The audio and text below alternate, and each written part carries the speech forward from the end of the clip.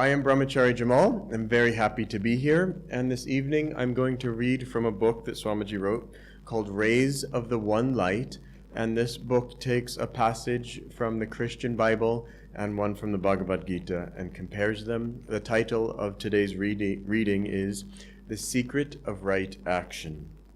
Truth is one and eternal. Realize oneness with it in your deathless self within. The following commentary is based on the teachings of Paramahansa Yogananda. One of the most famous stories in the Gospels is that of Martha and Mary. Jesus, visiting the home of Martha, was teaching, while her sister Mary sat at his feet, absorbing his divine love and wisdom. Martha, meanwhile, busied herself with serving her guests, and was upset with Mary for not helping her. "Lord," she cried, "doesn't it matter to you that my sister has left me to do all this serving alone? Please ask her to help me." "Martha, Martha," Jesus answered, "thou art careful and troubled about many things, but one thing is needful, and Mary hath chosen that good part, which shall not be taken away from her."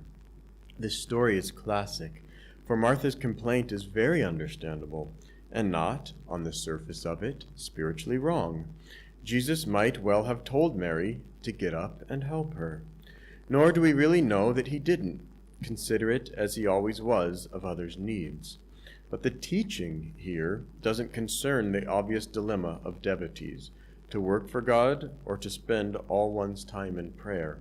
It concerns rather the attitude of the mind. Jesus didn't tell Martha, "Martha, you're doing too much." He told her rather, "You are letting your work affect your inner peace." That was the contrast. Not work versus contemplation, but restless preoccupation versus peaceful absorption under all circumstances. As it says in the Bhagavad Gita, in the 2nd chapter, actions performed under the influence of desire are greatly inferior to those which are guided by wisdom. Happiness eludes people when they act from self-interest. Seek shelter, therefore, in the equanimity of wisdom. Thus, through Holy Scripture, God has spoken to mankind. And normally at the village, when they end a reading like this, or when Swamiji would read it, he would chant Om like we just chanted, and the audience would follow him. So let's just be with tradition and do that together. Om, Om, Om. Thanks. So I just came from family camp, pretty much just literally, and I had a wonderful time out there. But I wanted to share experience that regards to this, that this morning I woke up at 5:55, 3 5s, which is a respectable time for me, and I meditated for a half hour, and then I got in the shower, and at 7 a.m., promptly we were gathering to walk the children up to the cave. And it came into my mind, with only this half hour of meditation, really, am I going to be able to find God like this? That really, shouldn't I be meditating more? And I really began to think of, what about all the people in this world who are working jobs and that they have a family to take care of, and that probably also, taking care of the kids last night, late into the night, that 5:55 was the best I could do at waking up early to get everything done. And I thought, is it really possible to be able to find God, say as an Aam Admi, as a just average human being in this world who really wants God, and wants and does meditate with whatever time he's given? Is it really possible? And I had to go deep into myself, and I had to say, yes, it is really possible. Otherwise, I would just run away from this all, and that I would just go off and meditate. And we look at Lahiri Mahashaya, that he was an accountant, he had children, he managed to do it all. You look at Paramahansa Yoganandaji's father, whose wife passed away at an early age. I believe he had 8 children and was an accountant for the railway. And yet he was a very advanced high soul. So we have to say, yes, it's possible. So then, Okay, yes, we can obviously always try to arrange our day a little bit better and squeeze our time a little bit better so we can have more meditation. But the thing that came most deeply to me was I shouldn't separate this in my mind as now I'm meditating, now I get to be with God, now I'm running children up the hill, now I don't get to be with God.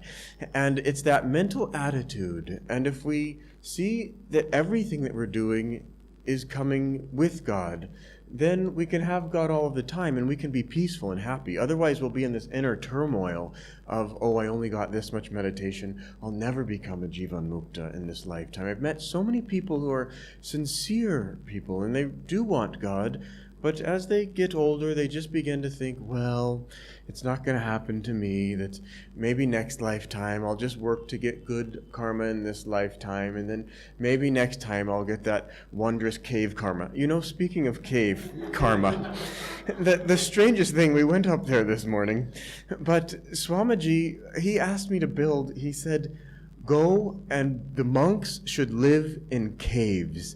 And actually, my energy just dropped when I said, oh, inwardly I thought, Swami, you wrote this book called Space, Light, and Harmony. Fresh air, lots of light. What is this cave business? Damp, cold, bats. But he said do it, so I said yes, and I made it snappy. And we made the cave, and yes, it was damp in there and dark, and I lived in there for a while. It may have been that I had some little mental thing that I thought that, oh, once I live in a cave, then I'll be happy. And then you actually live the dream and you realize the dream isn't all that it's cracked up to be. And it's always like that for us, that we always get it in our mind that once we go 2-3 steps further, then we'll be happy. And we forget to be happy right here, right now. Whether we get 10 minutes of meditation in the morning or whether we get 10 hours of meditation in the morning, that yes, it helps, but no matter what that is, that we have to make that choice deeply inside to be happy. And so, walking up the mountain to the cave that I was doing Hong Saw as I was walking, and we can do this. You know, there are people who have the time to meditate, but they sit there and their mind's dreaming of 100,000 different things.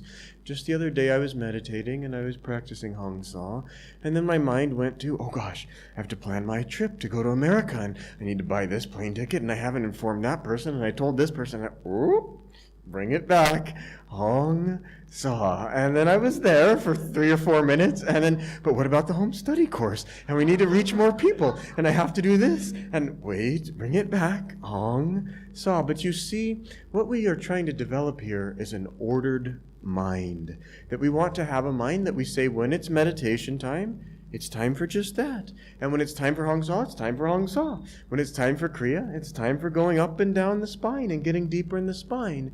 And then in outward activity, it's time to concentrate in that activity, wherever we're doing.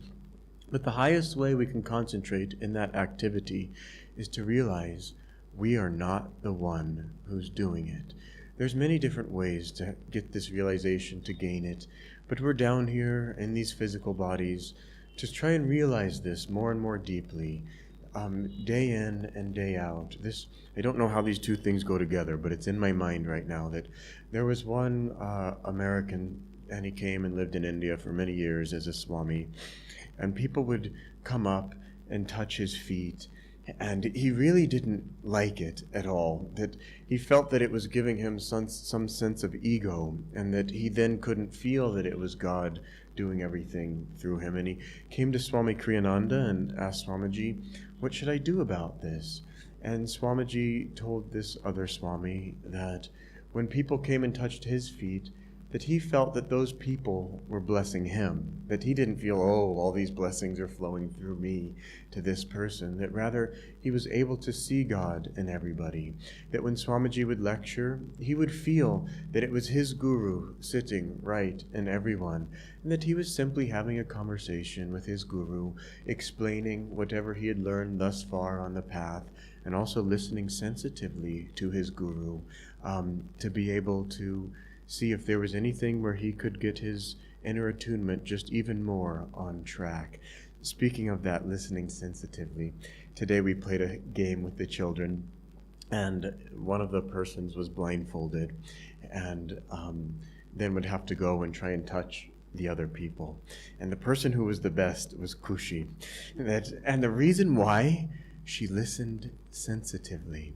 That there was one other little boy, and he had his blindfold on, but he was just everywhere, just taking all these wild hits and running around and falling down. And yes, we do need to put energy as we do things, but Kushi, she would just quietly listen for the person's footsteps of where they were running, and listen, and in one movement, just touch them. And she was the quickest, the best. But it made me think also of how much there is to really being able to listen, and really being able to listen sensitively and to what God wants from us. And God wants a different thing from each one of us. It's so interesting because we all have friends, and it's good to have friends, but it's so easy to do what our friends do rather than to do what God wants us to do. And that, again, as I was walking up the hill and doing Hong Sa and all of that, it's another way of looking at the whole business of this mental attitude and not having a battle with inside of ourselves of outward seva and inner meditation. Is I thought, well, here I am. I've said that I'll help with this family camp. And really, then because I said I'd help, there's nothing I can do about it. But there's two ways to look at the world. One is to look at it and think, what a mess. It's all wrong. This is wrong. That's wrong. Where is this guy called God? And the other way to look at it is, it's all going perfectly. If I only get this amount of meditation today, perfect. And now I just get to see God doing in all of these other things. And it's that inner attitude again of realizing God's the one doing absolutely everything, and whatever lessons are coming to us, they're for our own good, that everything is for good. But we just have to hold on to that inner attitude. And once that realization comes, then God gives us even bigger and greater tests. But we still just have to, no matter how bad it looks, think that this is all coming from God. That in the concentration camps in World War II, that there was many saints that came out of that, because they would not let their faith in God be shaken. And even though the worst things were happening, that they decided to even see those terrible things as coming from God. And every day, in the middle of the worst things, they would pray to God, how do you want me to be your channel today? And what can I do to uplift this situation? And because they held on to that faith, that it transformed them, and they were able to become saints. So it's not a particular number of kriyas that we're going to do that's going to make us into a saint. It's not a number of hours that we practice Hong Sa. It is an inner attitude. And back to this story of Mary and Martha, that now, it's fascinating, actually, because Mary's sitting there at the feet trying to absorb. Martha's thinking that I have this great saint here, I should serve him. And then Martha gets chastised, rebuked, whatever, scolded for not behaving appropriately. And so this goes back to this inner listening, because obviously it's the right thing to serve the saint, to serve the guru. But the question becomes, how does the guru want you to serve him? And how does the guru want you to serve him in that moment? I don't think that Swamiji wants me to be building more caves for the monks right now. It's just not happening right now, and I don't feel that in my inner attunement with him. If it happens again one day, okay, so be it. But at the moment, I don't think that's what's trying to happen. So at that moment, Mary was doing the higher thing because she was opening up herself quietly and inwardly to Christ's vibrations. And Martha, that she was not able to do that with the way that she was serving restlessly and outwardly. It's quite possible, first of all, if she had been serving inwardly and with attunement and feeling that it was Christ who was serving the dishes or cooking the food or whatever, and she was merely an instrument, then she probably wouldn't have, in a frustrated way, said, Jesus, tell her to come and help. There's too much going on. That she would have felt, well, I can only get out whatever, the Nimbu Pani right now, and there's not enough time to get out this and that, and slowly one thing at a time. Or maybe she would have realized, now's the moment even, we'll serve the food in 10 minutes. Maybe I too should sit down and just absorb the quiet, silent vibrations from Christ. So she was off in her attunement inwardly. It isn't so much about an outward or an meaning outward and inward, meaning meditation versus outward seva, because the outward seva can be just as deep as a thing, but we have to be doing it in tune with God. And this brings us to the Gita reading, which is telling us in our outward action that we do not want it to be guided by desire. And it's a very, very important thing, because it's so easy for us to analyze a situation with our mind and then think this clearly is the next right step for this project or for this thing or whatever. And then we get all of our forces going and try and do whatever we're going to do to move this project forward. But we forgot one really important thing in all of that, and that is, God, is this what you want us to do? God, is this what you want me to do? And if we don't ask that, we can really get a lot of energy moving. And look at this story. Look at it deeply. I mean, she's serving the guru. You think there could be nothing higher than that. But she was off. And so we too, we can be doing noble projects of whatever, even teaching classes. Of course, it's a wonderful thing to be doing. But how are we doing it? Are we doing it in attunement with the Guru? I just heard a fun story about Satya Sai Baba today, that he had a disciple, and he was sitting with that disciple, and they were outside of the temple, and inside the temple someone was giving a satsang, but they were standing outside of the temple, and the temple was coming through the speaker. And Satya Sai Baba asked this disciple, how is that working? Where's this sound coming from? And he said, oh, it's coming from the speaker. I think I just heard the story this morning. I'm afraid I'm going to mess it up, but I'm going to do my best here. He said, oh, it's coming from the speaker. And Satya Sai Baba said, huh? No, I don't. No, where is it coming? And he said, no, the speaker. And then Satya Sai Baba, no, I don't. What? No, really, where's that coming from? And then the disciple was getting a little nervous. From inside? And then Baba, good. And then this man went home and reflected on this. And you see, he had become a public speaker, and he was getting very proud, thinking that he was the speaker. But then he stopped and thought, where is this? Who is this speaker? Where is this sound really coming from? Is it coming from? No, it's coming from inside. That who is the true speaker? Who is the true guru? And that we have to keep remembering that all the time. Back to this touching the feet of the guru. A different saint one time had his disciple struggling with that. And that guru told his disciple, he said to his guru, the disciple said, I'm struggling, they're touching my feet. And the guru said, you still think those are your feet? He said, oh. And then he realized, oh, those aren't his feet. That who's the one doing this all? That we have to keep remembering. And it's a constant act of remembrance.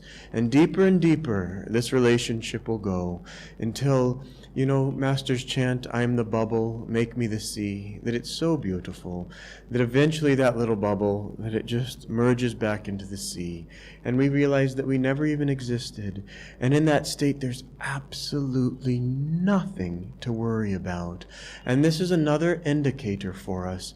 Is our outward activity, is it a little bit too restless? Because if it's taking away our inner peace, then already we're a little off track. That we can say that God is peace, and that we want to make our inner peace our highest priority.